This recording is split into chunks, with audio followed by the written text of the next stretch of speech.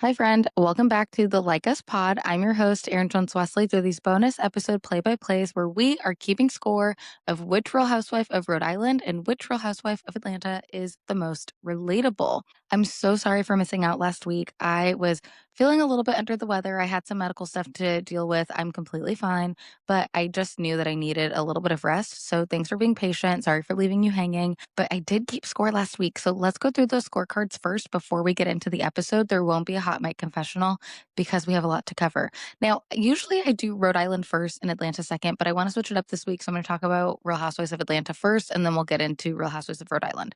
So for last week, which was episode 7 of the Real Housewives of Atlanta, there were some points that were given out on the board. I still was keeping score. And the people who got points last week were Pinky, Portia, Cynthia, and Drew. Pinky got points for being a little overserved in the bathroom. Portia got points for re-wearing her reunion dress to the gala, which I love a shop your own closet moment, and I love that she did that. Cynthia got a point for her Mean Girls moment where being like, I just want everyone to share the crown. It was very much giving Katie Heron at the spring fling dance. And Drew got a point for being late, but still showing up because she didn't want to miss anything. Now, there's a difference between being late and when you're like, let me just make sure I show my face. And that's what Drew did. And I really appreciate that. And so she got a like us point.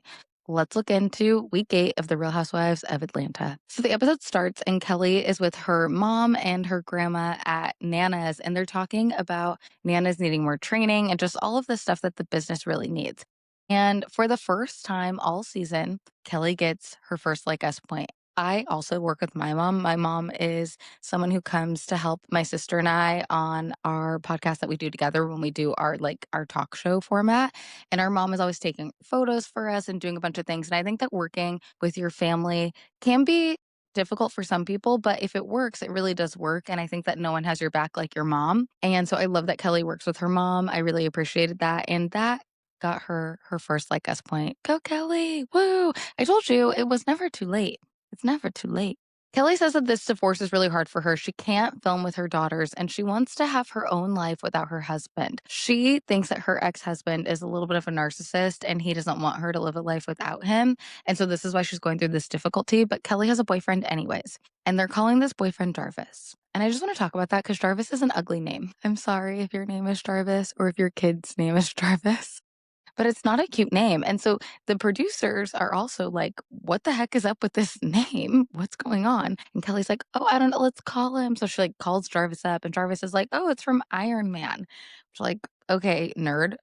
By the way, like, I don't even mean that in a mean way, because I feel like if you were in the Bravo sphere, that is also a form of nerddom. Like, knowing the Real Housewives cinematic universe is not too dissimilar from understanding the Marvel cinematic universe.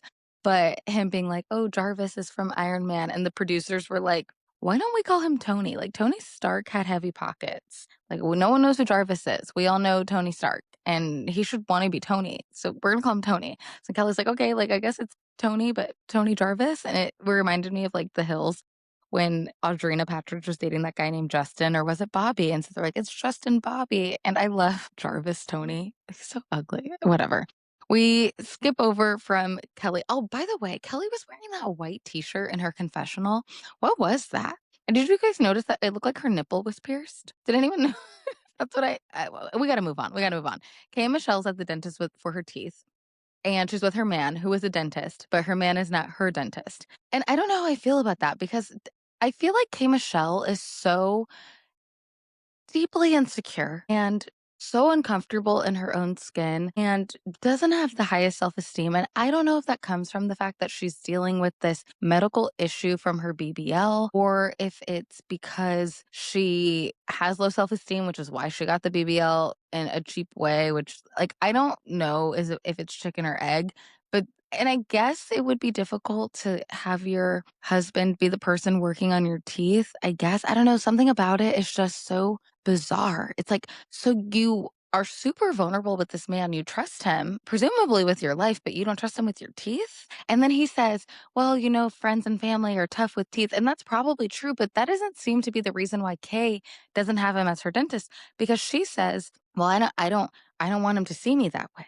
And it's like, does Kay also have veneers? Does she have the little niblets? Because when you get the veneers, they shave your teeth down to the nubs, and you just have nubs. And I think that the thing is like if you are gonna have the veneers, the issue with the veneers is like if it ever becomes an apocalypse and your teeth fell out, you're not gonna be able to properly eat anything because you don't even have real teeth anymore. You just have the niblets. And I think that that's a concern that not enough people are concerned about when they just shave their teeth off and get the veneers. They just pop the veneers in their mouth. If your teeth are fine, you don't need the veneers. You don't need to just, I don't understand why you would do that. And then it's like, are the nerves still healthy? So they're just, I have a lot of questions. No shade if you have veneers. If you have veneers and your partner, spouse is a dentist and you're not going to them because you don't want them to see your little niblets, I just think there's deeper issues there. And then the dental hygienist comes in and she's kind of cute. And Kay goes, "Oh, you couldn't be my husband's dental hygienist. You're too cute." And I'm like, Kay, we need Kay to do a workshop. Kay needs a self-esteem workshop. We need to call up Ayanla Van Zant for Kay Michelle. That is all.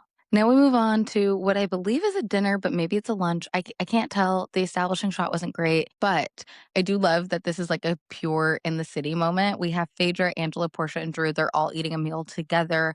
And I really like this crew. I think they're cute. I think they know how to show up, how to have fun, how to read, how to throw shade, how to get over things quickly, how to keep it lighthearted, how to share their lives and keep it pushing. We haven't seen that much about Drew's life though this season. I'm going to say that. So we need Drew to give us more than Ralph in the basement. We got Drew, whether it's the black thing, I guess that's kind of, and she kind of has beef with K. Michelle, but I'm gonna need Drew to step it up a little bit more because she has hashed me on her side in the last couple episodes. And so in these last few episodes, I like how Drew is carrying herself. But it just dawned on me that we don't know a lot about what's going on in Drew's life this season. So she's Drew. You got to step it up, girl. You got to step it up, girl.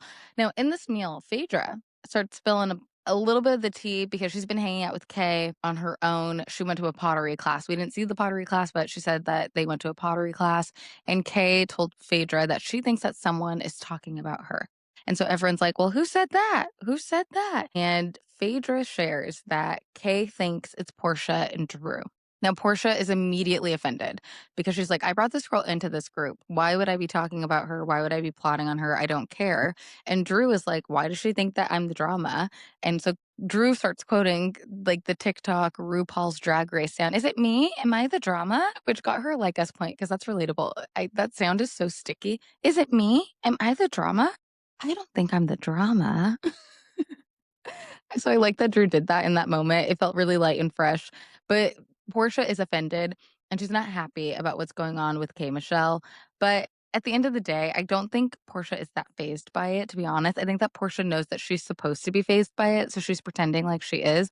But I think that Portia doesn't really care that much. I don't think Portia cares that much. I think Portia's like, why would I talk about Kay? I don't care, but fine. And we get more on that later this episode. But first, we get Portia at her house with her sister Lauren and her mom. And I love when we see Miss Diane and Lauren on the show. It really just reminds me of how far Portia has come on this show and her journey. And I really appreciate that she has this strong bond with her mom and her sister. I think it's really cute. And Portia's talking to her sister about Mike and that Mike showed up to the gala, but then everyone wanted Mike to stay the night. And she was like, Mike is not staying the night. I am not married to that man. I do not know him like that. He's got to go. And I appreciate her boundaries. But I heard word on the street is that Mike isn't even Portia's man for real, and that he is hired. He is paid. He is an actor. This is a job for him. He's clocking in. He's getting his hours in. You know what I mean? He's trying to get a SAG card. I don't know. But I did hear that. And I don't know if that's true or not. And if it is true, I don't think that Portia really needs to do that. But I go, okay, like, why would Portia pay someone to be her boyfriend at this stage of her life? It's very much giving. Someone online said it's giving when Kenya had the fake boyfriend. And I think that Portia would be doing this because maybe she didn't think that the audience was ready to see her be in a full-fledged lesbian relationship. And so the best way to kind of like ease everyone segue into this relationship that she's in with Sway was to be like, I'm playing both sides of the fence. I don't know. Do I like boys? Do I like girls? I'm not sure. I'm dating everyone. I'm very open. But it's very clear when we see the date scene later on in this episode with her and Sway that they're very serious about each other. In particular, that Sway is very serious about Portia and that Portia's really interested in this relationship a lot more than the relationship with Mike. But that doesn't stop from the theatrics from happening because allegedly Mike called a mariachi band and had a mariachi band at Portia's house. And then Dennis drives up. And I go, this must have been the worst acting in the world for the producers to not even show us that. Like the cameras were there, they were rolling, they captured everything. And they just decided this is going to be B-roll because one, Portia's doing too much. Two, why is Dennis here? Three, this mariachi band is out of control. And four, why do we care about Portia and Dennis? We don't. We don't care about Portia and Dennis. We actually don't even want to see Dennis on the screen that much. Sorry, we don't. I want to see Portia be Portia with the ladies. I want to see Portia date. I don't want to see Portia with Dennis. Dennis is old news. Bye, Dennis. You had your chance to be on the show. Leave. Get out. You know what I mean? Like, bye. Bye, Dennis. So now we move on to Shamia, and Shamia is upset, distraught, crying in the doctor's office. Kelli tries to comfort her, and Shamia has a lot going on. First of all, she only has one male embryo left. And I don't even think Shamia cares about the one last male embryo because I think she's happy with her family as is. But Gerald, her husband, who is like a walking, blinking yellow flag at this point for a lot of reasons. Let's go over Jared's issues. Gerald has issues with Shamia's rum company. Gerald has issues with they need to have another boy. He wants his legacy. Gerald has issues with Shamia's acting. Now he's like, I don't know if I want you to act because I was uncomfortable with you being with a man on camera. And it's like, I think that the writing's on the wall and that Gerald doesn't really want Shamia to be working that much. And I wouldn't be surprised if he doesn't even really like her on Real Housewives because he doesn't even want to show up to film the serious kind of conversations that should be happening. Gerald didn't feel like filming that day. So Kelli had to fill in. And that just tells me, I don't know, you guys. I don't know. I'm not starting rumors, but I'm just, Gerald, what's going on? You got to support your woman. You got to support your girl. And who cares if you only have a daughter? But they're going to try anyways. They're getting a surrogate. They fired the surrogate who didn't have the egg stick. They're hiring a new surrogate. The new surrogate is trying for the one last baby egg. The doctor says, would you ever do donor egg? Shamia's like, I'm not sure. Kelli's like, what about your sister? Shamia's like, absolutely not. And like, it's funny because in the previous scene, Portia and Lauren had a very similar conversation. And Portia's like, Lauren, maybe I have one of your eggs just in case. And I think that Portia's kind of like full of it because I don't think Portia's trying to have another baby anytime soon. I don't think she's trying to have another baby at all, but she's definitely not trying to like birth another baby. So she's not going to take Lauren's eggs, but Shamia being like vehemently opposed of taking her sister's eggs, I think is also just like the other side of the spectrum. Now, I don't know. I think you can't know until you're in that position on what you would do or not do. But I think I could easily say I would give my sister my eggs if she wanted them. I don't think she would take them, but I would give them to her. I would do that. I know I would do that. It's a lot. You have to give yourself a shot. It's a whole thing. You know what I mean? Like it's a sacrifice. Speaking of eggs, Kelli and her daughter, her hatched egg, are talking about her going to college and they're unpacking her kit of all of her care package and there's condoms in there and her daughter's like, this is for penetration. It's really intense. I like and appreciate Kelli this episode though. And I guess what I'm saying is maybe Kelli not being able to have her daughters on the show really is affecting her on the show. Maybe she would be better on the show if her kids were able to film with her.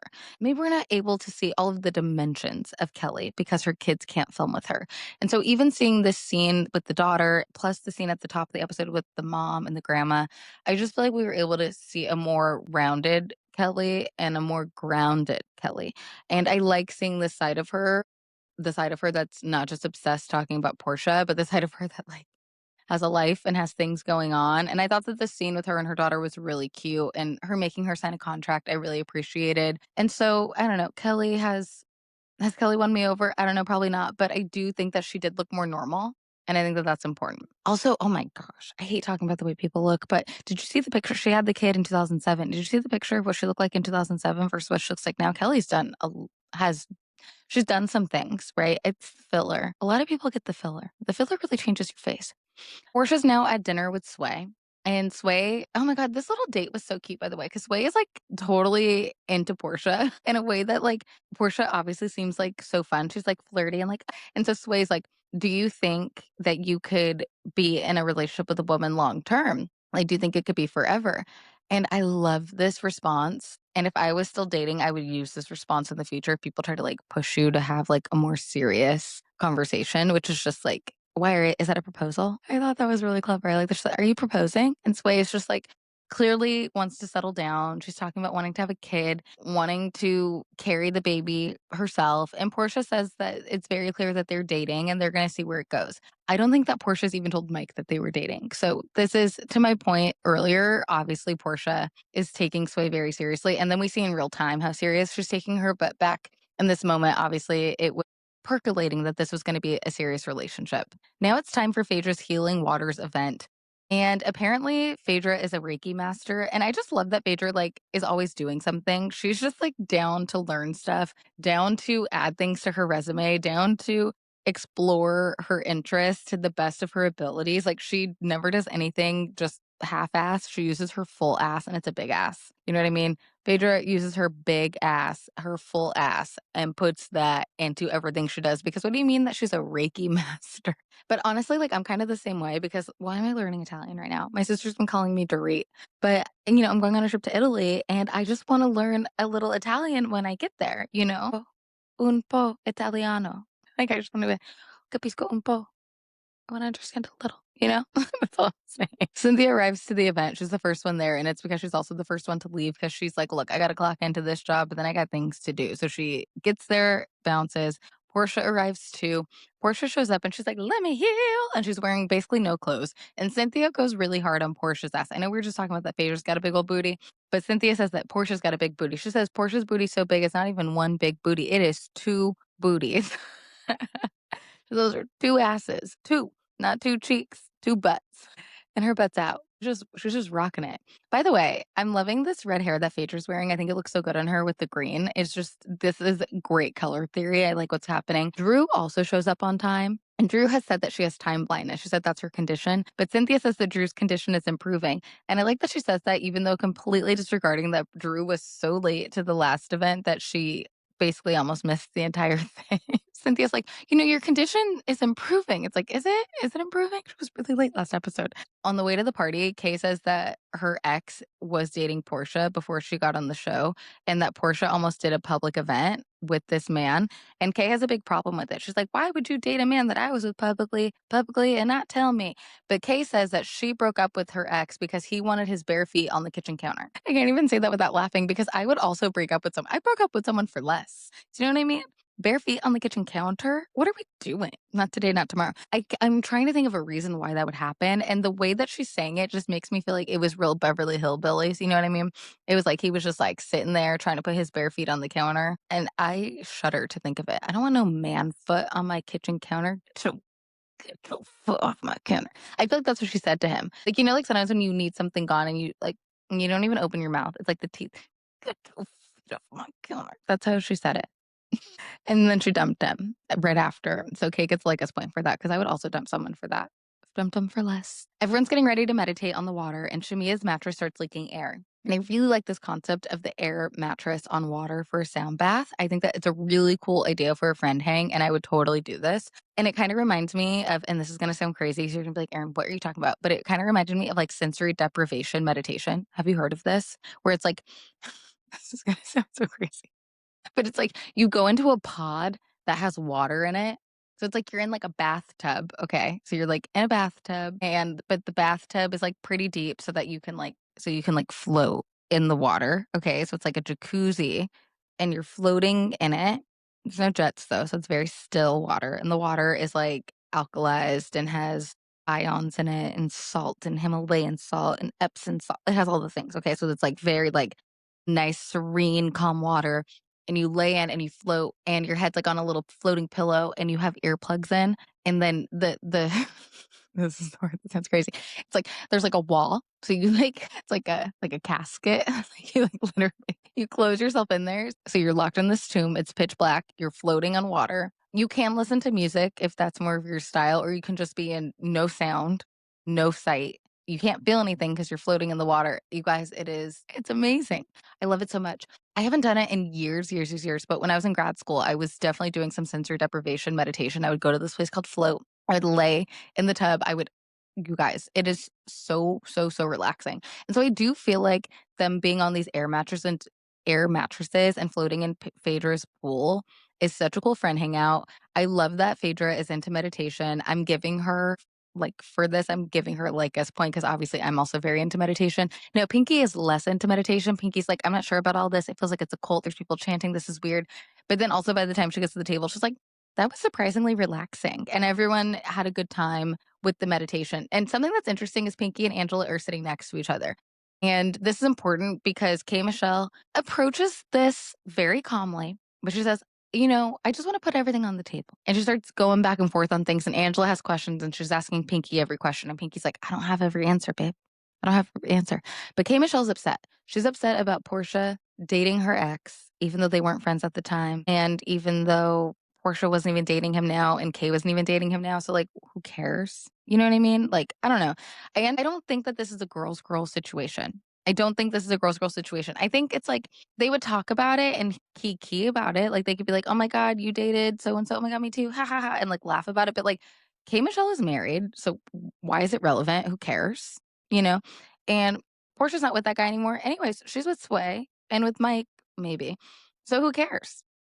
I just don't think anyone cares about this. And K. Michelle's kind of really good at making mountains out of molehills, but I think that also makes her a good housewife, right? Like, she's not having a good time and she's really trying to figure out why. And it has now turned into it being Portia's fault. So she outs Portia for all of the ways she's done her wrong already. She mentions that Portia outed Kelli for sleeping with a married man. She felt that Portia was wrong for asking her if she had a miscarriage after she had the BBL infection. Then Kay has gotten some insight that someone was looking into getting info on her, and she has full reason to believe that it was Portia because she says that Portia has a spirit of revealing things, which is so funny. And then she gets into the black of it all, and Drew gets in the mix. And Drew tells Kay that she is obsessed with her resume. She says, Kay, you're obsessed with my resume. And Kay says, it's not that hard to be obsessed with your resume. It's short. And I just think that the resume conversation is a tale as old as time on Housewives. There's always a housewife conversation of like who deserves to be here, who doesn't deserve to be here, who's had a better career, who has not had a better career. And it's just like a tale as old as time. But we're also seeing it play out on Real Housewives of Rhode Island right now, too, with Rosie and Kelsey. And I just think that it's a bad conversation. Like at the end of the day, you both got cast on this show. You both had the resume to get on this show. So you're here, you're in the cast. You're together. It shouldn't be like you haven't done anything. You haven't done enough. It's like, clearly I did enough to be cast on the show with you. So what does it say about you? It's like people don't realize that this is one of those times that's like every time you point a finger, you got three more pointing back at you. And that's what this conversation is. It's a bad conversation. I wish that the house would stop doing it. But I think that K. Michelle suffers from insecurity and low self-esteem. So she just wants to, be mean to Drew as she can. The thing is that like, did I know Drew before this show? No, but people did, and I respect that other people knew Drew. People knew Drew from the Step Up movies, apparently. She was in Step Up, which is like, that's a great role. And I guess she was in maybe like in a Bring It On movie or something too. So, Drew did have credits and she was that girl. And so I do think that people need to put a little respect on her name a tiny bit, but also like, I didn't know Drew. So like, I get it. But Kay is being particularly nasty about it. They end up switching gears. Portia and Kay keep going at it. And Portia has just about had enough. She says, you know what, Kay? I don't want to be your friend. And this is the thing that Kyle Richards also does to people. I love when the housewives just pull a straight up third grade, you're not my friend. And that's what Portia does to Kay. If you think all of this, then maybe we're not friends and that's cool. We don't have to be friends. And then Kay just keeps going about how Portia is not a girl's girl. But then it ends with Kelli saying, well, Portia has slept with every Nigerian man in Atlanta. And this sends Portia over the edge because she's like, Kelli, shut your ass up because I wasn't talking to you. And now we're beefing. And so Portia stands up. Kelli stands up.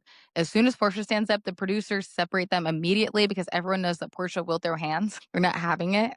They separate it immediately. They cut that in the bud. Now, I happen to believe that part of why they cut it in the bud had more to do with the fact that there was a noise ordinance. And I think the only way that they could shoot at Phaedra's house at night is if they followed that noise ordinance because, neighbors don't like filming and they definitely don't like filming if it's going to be loud and noisy. And so I do think that it was a little bit of that too. Like they were like, we can't get a citation because that's expensive. So I think that they were not trying to get the citation and that's also why they separated them. But I also think they didn't want to they put Portia in a situation to be next to someone that she already has beef with. So that would have opened up a situation that would have been bad. So they separate the girls and now it's just to be continued. We'll find out next week what happens. So, looking into this week's episode, there were 4 like us points that were given out across the board from Kelli, Drew, K. Michelle, and Phaedra. Kelli got a point for being Kelli got a point for working with her mom. Drew got a point for "Is it me? Am I the drama?" I love quoting things from the internet. K. Michelle got a point for kicking a man out because he put his feet on her counters. I think that's right, jail. And Phaedra got a point for being a meditation mommy. So overall, the scorecard looks like this. K. Michelle's in first place by herself with 25 points. Angela's in second with 20 points. Portia, Cynthia, Phaedra, Drew, they are all tied, 15 points apiece. Shamia and Pinky are tied with 10, and Kelli is finally on the board with 5. It took 8 weeks, but now every housewife of Atlanta has had one moment of relatability. Who do you think will be our winner? Stay tuned. We will keep track. And now let's get into the Real Housewives of Rhode Island. Real Housewives of Rhode Island, we are in episode 9. But before we go through the play by play, let's look back at last week. I did keep score, even though I wasn't here to update it. And there were only 2 like us moments for the week. It was Alicia taking her car crackers while driving, and Dolores for her menopause reality. I felt like both of those things were super relatable and kind of funny. And it put Dolores on the scorecard for the first time ahead of RHOA, who still had no points, but maybe that changes. Now, looking into episode 9, we start the episode with the Kelsey Rosie drama. It continued. Kelsey is emphatic on the phone with Liz that she has never slept with a married man, and she's only slept with 6 guys in her whole life. So how could she be a hoe? She also says that Rosie is the one who actually has been much of a hoe. She slept with a sports coach who paid her off to keep her mouth shut, and that's how she paid for her house. I love that they all have such deep-seated lore with each other, because we do get drama like this that just gets yelled out. I swear it feels like we're in like season 5 of this show and it's only the first season. It's so crazy. I love that Kelsey is just driving and just yapping on the phone to Liz. And this time she just never tells Liz that she showed up with a bullhorn. She's just like, and Rosie sucks. You're not telling the full story, sis. But you know what? That's what happens when you tell your friends when you fight with somebody. Now we're with Ashley and Jared in Restaurant Depot, and I think I have the same jumpsuit that Ashley is wearing, and so I honestly can't think of a bigger like us than that, so +1 for Ashley. Now, in this shopping situation, Rosie calls Ashley on FaceTime, and it's apparently the same day because Rosie's still in that outfit that I didn't love the outfit. It wasn't great. Rosie calls Ashley, and she says that she doesn't want to come to trivia night if Kelsey is there, which I feel like is really unfair. I don't think it's fair for Rosie to put these kind of constraints on Ashley to say that like she can't be friends with someone or film with someone if she has a problem with them. Now, let me be clear. If this is real life and you are my friend and somebody doesn't like me and you're going to continue to hang out with someone who doesn't like me, I don't know. I'm going to side eye you. Like, I'm going to give you the side eye with someone I have beef with, you're inviting them places that you know what I mean? I'm gonna side at you, but like it's not gonna end our friendship, but like it's questionable. But I'm also not gonna put you in a position to make you have to choose either. Like I just think that's weird and it's unfair. And I don't like that Rosie did that. And I think that Jared chimes in, kind of having Ashley's back. And I feel like this is really cute because Jared's just like, look, I don't like Ashley being in this position. I like that he tells Rosie that directly. But Ashley says that there's too much going on and she will come to a decision on her own. I don't know. I think that Jared is being really reasonable here, though, and it isn't cool for a friend to do that. Now we move on to Rula and Alicia. And Rula, you guys, Rula left the house. And that's not what got her like us point, but she did get her first like us point because she dropped her phone in the water because she's holding too many things in her hand at a time. And she drops her phone and the phone gets wet and she picks it up immediately and she's like, oh, it still works. And I just like, have you ever dropped your phone in some water and you're nervous? Like the 2 seconds that your phone is in the water before you bend down to pick it up is like the longest 2 seconds of your life. You're like, oh my God, is it broken? And back in the day, your phone touching water would be a goner. Everyone used to have to put things in rice, but now it's gotten a little bit better. It's got like slightly better. So her phone still worked. Like now you can drop your phone in a little bit of water and it's not going to ruin it forever, But so Rula picks her phone up. She gets a like us point. Also, Rula is talking to Alicia and Alicia's like, oh, my daughter, she's at an entrepreneurship camp, empowerment camp for women. And Rula throws like some low key shade. I don't know if anyone else caught this, but Rula goes, oh, Alicia, you should totally be there. And I was like, bitch, at the camp for kids? At the kids camp? I also feel like Rula clocked in because all of a sudden Joellen's old friend / neighbor shows up and she apparently has beef with Joellen. And maybe this woman, I don't know, I had the feeling that, like sometimes on Real Housewives of Salt Lake City, like people show up and they show up for a hot second because they maybe were trying to test to be on the show, but it didn't work out. That's what I got about this woman, Amanda, because everyone was like, Amanda, hi. And like she just walks up. She already had her on camera clearance signed, And she already was like, I want to be on camera. It's like, it's giving she wanted to be on the show and she didn't make the cut. And Rula loved it because Rula hates Joellen, obviously. And so she's like, ooh, someone who also hates Joellen. She's like, ooh, tell us the tea. And Alicia doesn't really care. Alicia's like, okay, this is great. Okay, see you later. And then they keep walking. And it's funny because Alicia still isn't telling Rula about the video, which it's going to come out. And this is the kind of stuff I just want to remind everyone that Alicia not telling Rula about the video is the kind of stuff that people used to fight about on Real Housewives of Orange County and Beverly Hills and Atlanta in the early days. Sitting on information. Alicia's going to learn at the reunion, but maybe not because Rula is not that scary. But sitting on information is the thing that gets people the most upset on these shows because it tells you that the friendship that you have isn't true because people aren't telling you what's happening in real time. So each episode, each hangout that goes on where Alicia's not being transparent with Rula is actually fracturing their relationship later. So even though Alicia's saving face in the moment, that's going to come back and bite her either at the reunion or when she finally finds out, or even when Rula finds out, it still isn't going to land as heavy as it does when she finds out the reunion later, because these are the things that people get upset about because they go, you lied to my face. Why didn't you tell me that this happened?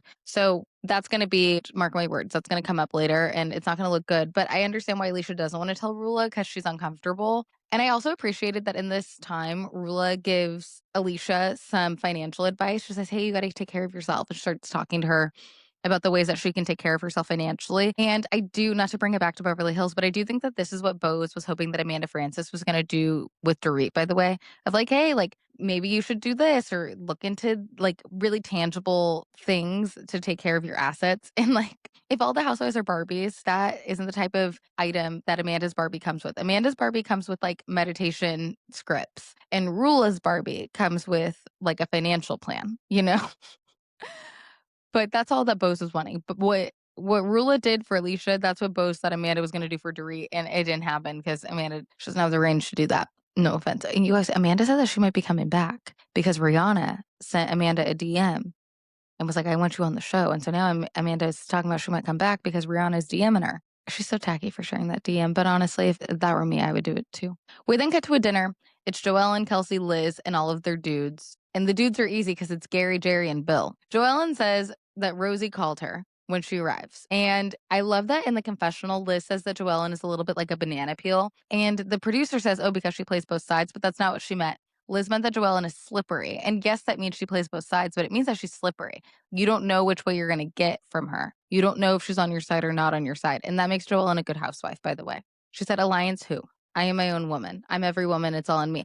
By the way, Joellen and her mom last week, that was enough to give you a lot of backstory on Joellen. She's a tough cookie. That Joellen is a tough cookie, and she has alliances with nobody but herself because she was thrown to the wolves in a lot of ways in her life. She doesn't need anyone to have her back, and she doesn't want to be in charge of having anyone's back. I don't think that we've really seen the side of Joellen that Liz is talking about, where she plays both sides. I don't think we've seen that yet. But we do get Kelsey giving a really good Rosie impression. And I thought her Rosie impression was so good. And she does give a recount of the events. And she says that she didn't even know what a slam pig was. And she's completely blown away with the fact that Rosie was throwing all of her stuff on the yard. And she says, my blow dryer was in there. And then we get into even more of Kelsey's drama because she poses to the table, is it okay for her ex to keep paying for things? Her boyfriend, Bill, clearly doesn't want it to happen. But I feel like if Bill doesn't want Kelsey to get things paid for by her ex, then he has to be able to pay for all of them. And clearly if he could, he would.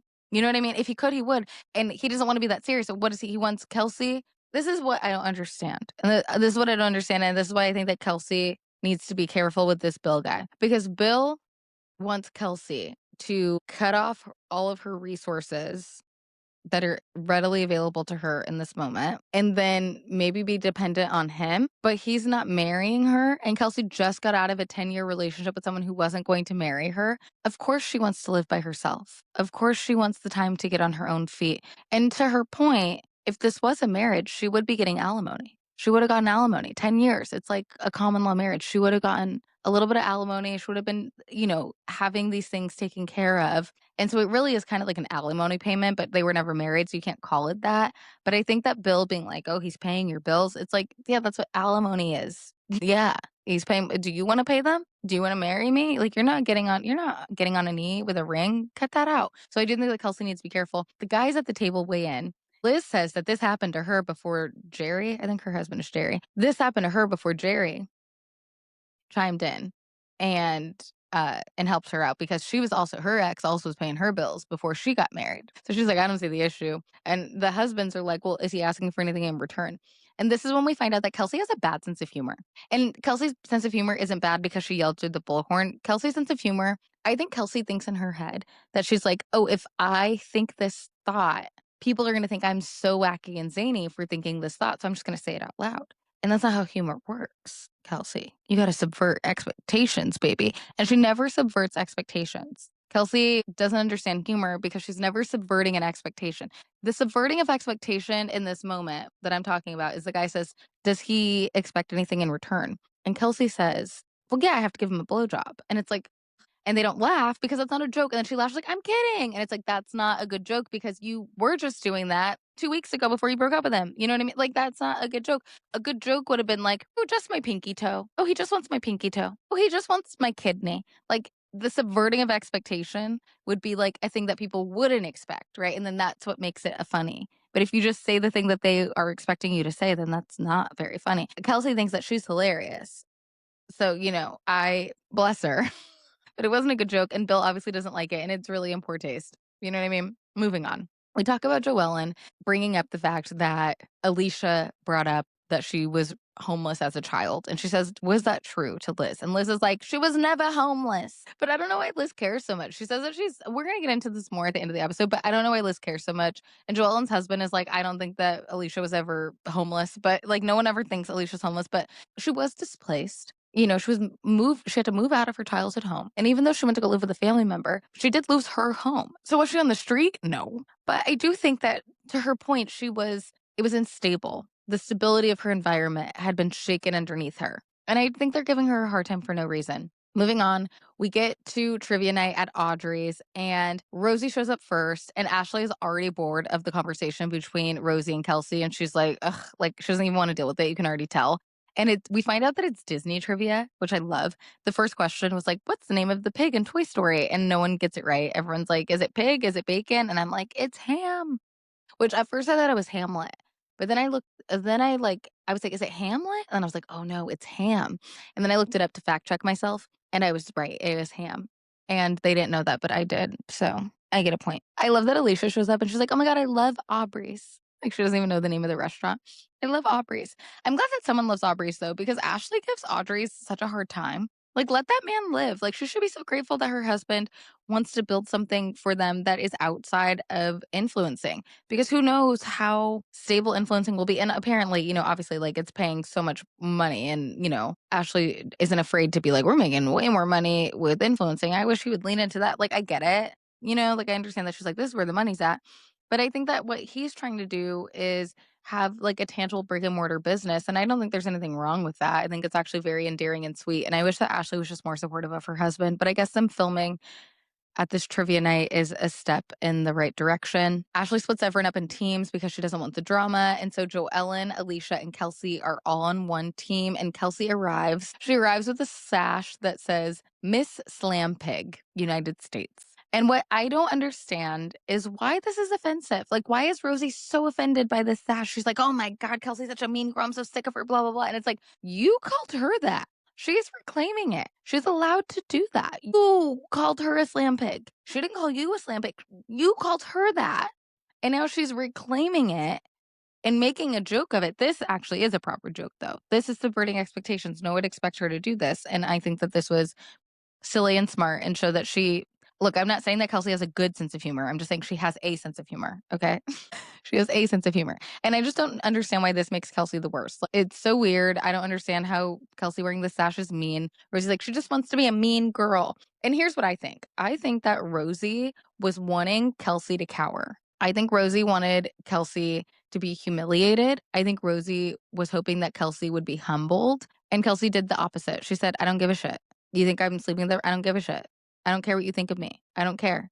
And I think that that's the right attitude to have when someone's clearly trying to like bring you down a peg. And Rosie, I don't think that it's jealousy. I said this before. I don't think it's jealousy. I think it has a lot to do with like each of these women trying to figure out where their station is in life, trying to figure out their decisions that they made. Rosie needs to get a grip. Rosie needs to stop being so sensitive to things that are at this point now, it's Kelsey responding to the things that Rosie did to her. Kelsey needs to get over it too. By the way, she needs to stop holding a grudge. But I think that Rosie completely overreacted to this instance of Kelsey having this sash. And it doesn't make any sense to me. And it really escalates. It keeps going. It keeps going. Ashley can't handle the drama. She starts yelling, "We need to stop fighting." Then she walks away. She starts crying in the kitchen. Jared basically is like, "Get back out there, champ." She gets back out there. She apologizes for yelling. And I respect Kelsey for saying, like, "I don't care about this. Oink, oink. Call me a slam pig." But then Rosie calls Kelsey a loser. And the thing is that Kelsey hasn't called Rosie really any names. You know, she really hasn't. Except I guess maybe she said that Rosie was a lie. I don't know. It feels like it's an uneven fight. And to me, I think Rosie's punching down and she needs to stop. I said it. Rosie leaves. She says, "This clique needs to end." Alicia and her daughter give a pizza mama presentation, and the daughter says, "That's hot." And I feel like Alicia's raising her right. This baby girl likes Britney Spears and she knows Paris Hilton quotes. And I'm going to give a +1 like us point because I know my kid will also be doing that. Like, that's so relatable. I love that. And we're not losing recipes, you know? Like, Alicia's like, "Look, we're not going to lose pizza recipes for the pizza chips and we're not going to lose recipes on the girly pops. My daughter's going to know her history." Also, this marketing meeting is super cute. But then Bill is like, "Well, you have a poster board, but why don't we use the slideshow that you made?" And he's like, you need an HDMI cord." And Alicia's like, "I don't even know what that means." And I will never understand people who have been able to coast through life without basic tech skills. Like, how have you never been in a pinch and needed to figure things out on your own? Like, who's been helping you with your technology up until now? Are you going to the Apple Genius Bar for every little thing? Like, I just need everyone to get a teeny tiny bit self-sufficient in 2026 with technology. You can't be so lost that you don't know how to do anything. Like, most stuff is pretty intuitive. You plug it in, or you can Google it. Like, you can figure out most things. But Alicia, God bless her, I love her. Her and Bill sit down to have a one-on-one. And Bill tells Alicia that actually, if he were to die, the estate is taken care of for her and their daughter, and that there's a financial planner. And Alicia gets defensive and she's like, "Oh, so another person managing money that's not me." And it's like, girl, you don't even know how to use an HDMI cord. Why do you want to manage the money in the first place? Why do you want to manage money anyway? Get a financial planner. Have an estate planner. But and also, I don't understand this contract that she signed that she's like, "I'm only going to get stuff for the work and if I work." And it's like, girl, Alicia's confusing. She's confusing, but I love her, but I'm concerned for her. Alicia's going to be the gift that keeps on giving. I'm concerned for her though, and I hope she learns a thing or two on her time on Housewives. That's all I'm saying. Now, Ashley and Rosie are FaceTiming yet again, and Rosie is making invites to her husband's show in Boston at a place called Capo. She says, "Everyone drives to Boston. Everyone in Rhode Island drives to Boston. So many people in Rhode Island drive to Boston and work out of Boston." She's like really trying to make it be a thing. Like, okay, cool. That's great. I don't know if anyone cares. But it sounds like her husband is like kind of like a version of a Michael Bublé. Eating standards. So Rosie and Rich, we learn how they got together. They were working together. He was a producer at the station. She ended up meeting him and was in his music video. And I don't know what year this music video was, but Rosie looked very different than what she looks like now. Obviously, it's the makeup, but I also think it's a little bit of a lip filler goes a long way for some girls. And that's what I saw from Rosie. I also felt like, what I got from this episode is I do feel like Rosie is kind of like a Kenya Moore. Like, something about Rosie reminds me of Kenya a little bit. Does anyone else agree with that? Like, let me know. I don't know what it is about her. Maybe you could tell me what it is about. I just think something about her reminds me of Kenya Moore. Alicia, Joellen, and Liz, they go to the show together. And Liz honestly isn't being that fun. Alicia's talking in the car. And I feel like the scene with them in the car was really stressing me out because the charcuterie board wasn't strapped down and neither were the ladies. None of them had a seatbelt on. I'm like, why aren't they wearing seatbelts? So bizarre. Like, click it or ticket. And then they keep beefing, and they're beefing over whether Alicia was really homeless or not. And I just like this is such a stupid argument, and it's not even like a pleasant argument. It's just stupid. Liz is like, "I'm trying to have your family's back," and Alicia's like, "Well, you aren't because you need to be having my back." And I do like that Alicia has a backbone about this. She's like, "It doesn't make sense for me to be vulnerable and for you to use that vulnerability against me and to tell me what I feel isn't true." And Liz does a fake apology. She just says that she was trying to think of Alicia's family, who clearly was looking out for her and giving her a place to live. But that I think I think Liz is being willfully obtuse. I think she's not understanding what it means to lose the place that you've been living in as a child. And I think she's getting caught up in the nomenclature. And it's really not about that. It's not about the word homeless. It's about that Alicia did have to leave her childhood home. Like, I don't know, this is so stupid. Like, it's like, why are you fighting your friend on their own experience? Joellen's trying to break up the girls, and not only is she trying to break up the girls, but she also had a little bit of breakage in the front of her hair. And I am going to give her a point for that because who among us doesn't have a little breakage in the front? And I saw that. I clocked it. Now, we get to the end of the episode, and we find out that next episode, things are going to pop off between Joellen and Liz. And it looks like it gets a little physical in Rhode Island. So, we're going to stay tuned. They're scrapping on that show. And at the end of the episode, let's look at the scorecard. We had Joellen get a point for her breakage, of course. But then we also had RHOA get on the board for the first time ever. Alicia also got a point, and so did Ashley. So that puts Alicia in first place by herself with 30 points. Joellen is tied for second with Rosie with 25 points. Ashley is just behind, 20 points, third place. And at the bottom, we have Dolores and Rulo with 5 points each, Kelsey and Liz. Kelsey has 15, Liz has 10. So if you want to keep score on your own, you can go to erinjw.com/keep score. You can have your own scorecard. Stay tuned here. I will keep updating what's going on in Rhode Island and Atlanta. We will find out who's the most like us housewife. Stay tuned. Thank you so much for listening. Follow me on social media at Erin Jones-Wesley. You can follow the podcast at Like Us Pod. We have new episodes every single week. Thanks for listening. Chat soon. Bye.